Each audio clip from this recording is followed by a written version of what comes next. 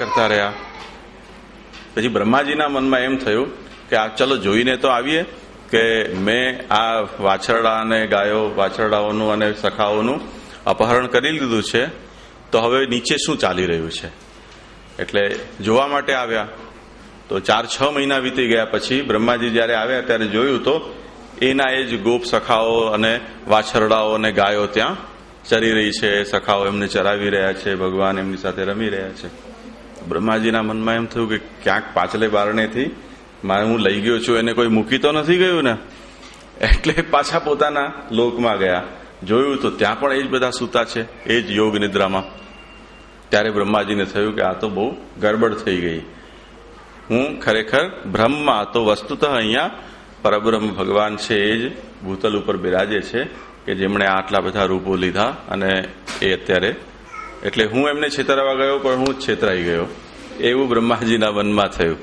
પછી આવીને એમણે ક્ષમા માંગી ભગવાનની.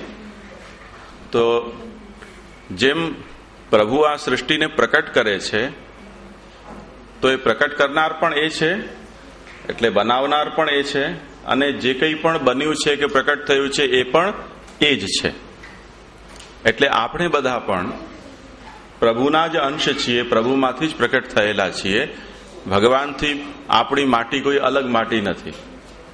જેમ કુંભાર છે એ માટીમાંથી અનેક રમકડા બનાવે, માટલું બનાવે, ચકોરું બનાવે, એ બધું બનાવે છે. એમાં માટી બધી જગ્યાએ એક જ છે. એમ ભગવાનમાંથી જ આપણે બનેલા છીએ, ભગવાન જ આપણી માટી છે. આ એક બીજું તત્વ છે. એટલે દેખીતી રીતે આપણને એકબીજાને એમ લાગતું હશે કે આ લાકડું છે, આ ધાતુ છે, કે આ પ્રવાહી છે, કે આ વાયુ છે, કે આ અગ્નિ છે, કે આ ચેતન છે, આ અચેતન છે. એમ આપણને જે જણાય છે એ આપણી અનુભૂતિ એક અલગ અનુભૂતિ છે, પણ એનું સાચું સ્વરૂપ બ્રહ્મ પોતે છે, ભગવાન પોતે જ છે. આ વાત સમજાય બધાને? તમે જુઓ, આની અંદર ભગવદ્ ગીતાના શ્લોક છે, એમાં એ વાત સમજાવી છે કે આ અગ્નિ, પ્રાણી, પશુ, યજ્ઞ, બ્રાહ્મણ, રાજા, જે ક્ષત્રિયાદિ છે, અવતારો છે, વિભૂતિ છે, સમુદ્ર, આકાશ, તેજ, આ બધું જ જે છે તે હું જ છું એમ ભગવાન પોતે ત્યાં બતાવે છે. રસોહમ અપ્સુ કૌંતેય પ્રભાસ્મિ શશિ સૂર્યો પ્રણવ સર્વવેદેશુ શબ્દખે પૌરુષમ ઋષુ.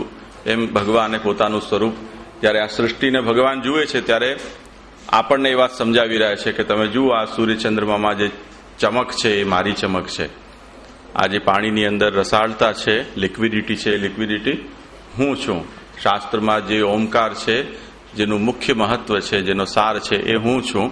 એમ આ દરેક સૃષ્ટિના પદાર્થોમાં એની જે કંઈ પણ લાક્ષણિકતા છે, એમાં જે કંઈ વિશિષ્ટતા છે, એ બધું હું જ છું. પણ આપણે આપણી આંખોની એ સામર્થ્ય નથી કે એને આપણે ભગવાનના રૂપમાં જોઈ શકીએ. એ આપણો દોષ છે. વસ્તુની અંદર તો ભગવદ રૂપતા છે, એ વાતને ખાસ સમજવી. તો આ તત્વ સિદ્ધાંતનો બીજો સિદ્ધાંત થયો, સૃષ્ટિ એ બ્રહ્માત્મક છે અને બ્રહ્મરૂપ છે. બ્રહ્મ અને ભગવાન એ એક જ વસ્તુ છે, ખાલી એનો અવસ્થાનો એ ફંક્શન જ્યારે અલગ કરે છે ત્યારે ભગવાન કહેવાય છે, અને જ્યારે એ એક્ટિવ ફોર્મમાં નથી ત્યારે એને બ્રહ્મ કહેવાય છે. સમજમાં આવ્યું? બ્રહ્મ કહો કે ભગવાન કહો, એ એક જ વસ્તુ છે. બ્રહ્માત્મક અથવા બ્રહ્મરૂપ. એટલે ભગવાન જગતને બનાવે છે, એટલે જગતના બનાવનારા પણ છે, અને જે જગત બન્યું છે તે પાછું ભગવદ રૂપ પણ છે. વાત સમજમાં આવી? એટલે કુંભાર પણ ભગવાન છે અને માટી પણ ભગવાન છે, એમ સમજો. સોની પણ ભગવાન છે અને સોનું પણ ભગવાન છે, આભૂષણ પણ ભગવાન છે. આવી એક જાતનું પ્રભુનું વિશિષ્ટ સ્વરૂપ છે. તે પછી બ્રહ્માત્મકતાને તમે જોઈ શકો છો કે જે આ જ્ઞાની છે, ભગવાને જેના ઉપર કૃપા કરી છે, એને દરેક વસ્તુની અંદર એ પરમાત્મા છે એનું દર્શન થાય છે. એ એને જોઈ શકે છે. એ કૂતરો છે, ચાહે ગાય છે, ચાહે ચંડાલ છે, ચાહે વિદ્વાન બ્રાહ્મણ છે, હાથી છે, ચાહે રાજા સમ્રાટ છે, એ દરેકમાં એને જે ભગવદ રૂપ છે, ભગવદ રૂપનું એને દર્શન થાય છે. આપણો અને પ્રભુ સાથેનો સંબંધ શું, એ વાતને હવે ખાસ સમજવી જોઈએ કે પ્રભુ છે એ આપણા અંશી છે. અંશી એટલે હોલ, ટોટલ.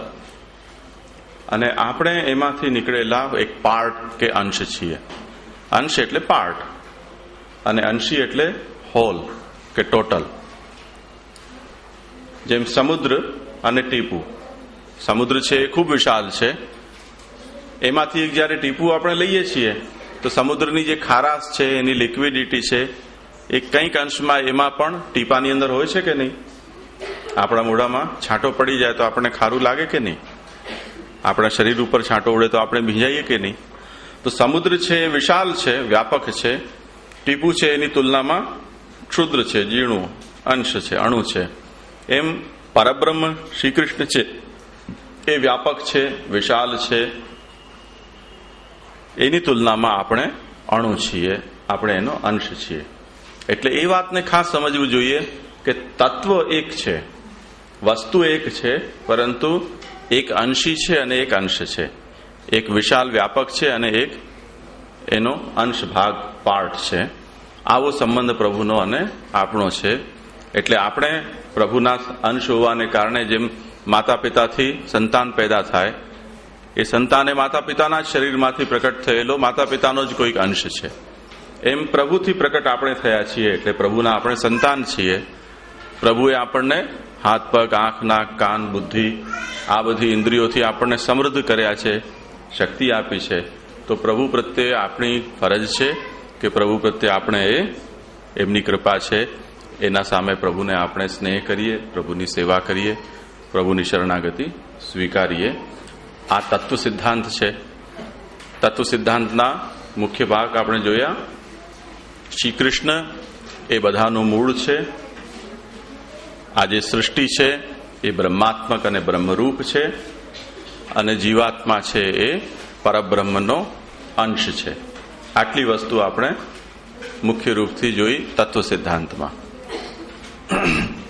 તત્વ સિદ્ધાંતનો તમે લખી લીધું છે.